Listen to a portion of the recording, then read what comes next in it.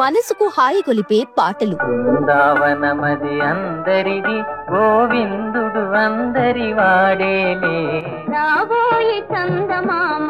కళ్ళ ముందు కదలాడే పాత్రలు. ఈ ఐడియా బాగానే ఉంది. బాగుండకేం చేస్తుంది?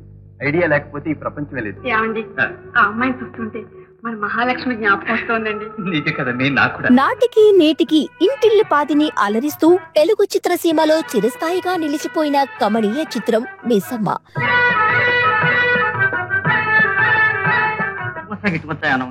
ఓ నాటిక ఎంత?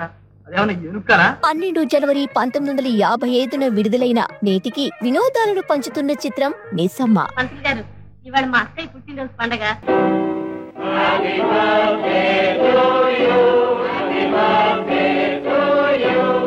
ఇక నుంచి నన్ను మిస్సమ్మని పిలవండి. ఈ అపురూప చిత్రం 70 వసంతాలు పూర్తి చేసుకుంటున్న శుభ తరుణంలో జనవరి 12 ఉదయం 10 గంటలకు ప్రసారం చేస్తోంది మీ ఈటీవీ సినిమా.